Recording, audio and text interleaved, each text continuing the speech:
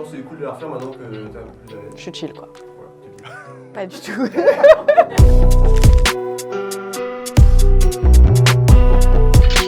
Salut, c'est Manon, étudiante à Sub de Com. Aujourd'hui, on reçoit Eddy, directeur marketing chez ASICS. Salut Eddy. Salut Manon. Comment tu vas? Écoute, très bien, très content d'être là. Dis-nous ce que ça fait de bosser chez ASICS. Plein de choses, déjà plaisir. Parce que travailler pour une marque de sport aussi dynamique, sur des sujets aussi variés, qui touchent au sport, qui est une passion pour moi, c'est un régal au quotidien. Et si je suis honnête, il y a aussi un petit peu de fierté d'être pour une marque qui est aussi ancestrale, qui est précurseur sur plein de sujets, qui véhicule des valeurs qui sont assez uniques et importantes de nos jours. Donc on a en plus la chance de défendre des sujets qui ont du sens. Donc oui, je pense qu'il y a des jobs qui sont plus compliqués au quotidien. I love my job, I love my job, I love my job. Et est-ce que dans ton parcours scolaire, il y a un moment, il y a des personnes, il y a quelque chose qui t'a marqué, toi? Plein de gens.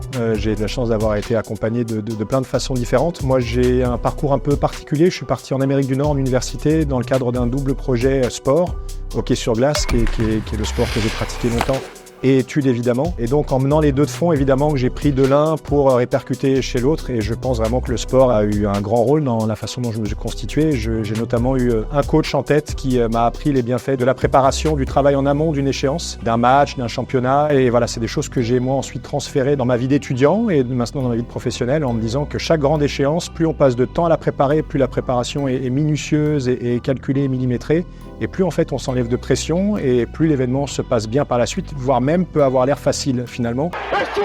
Et voilà, donc c'est vraiment des éléments qui ont fait un transfert depuis ma vie de sportif jusqu'à ma vie d'étudiant et de professionnel qui sont peut-être ceux qui me marquent le plus aujourd'hui. Et justement, professionnellement, est-ce qu'il y a une autre personne qui a pu t'influencer un petit peu? Ouais, comme je te le disais, il y en a beaucoup qui jalonnent le parcours, mais si je devais en citer une, eh ben, c'est mon prédécesseur sur ce rôle qui s'appelle Arnaud Leroux, dont j'ai adoré la bienveillance, la justesse en tant que manager dans la gestion de l'humain.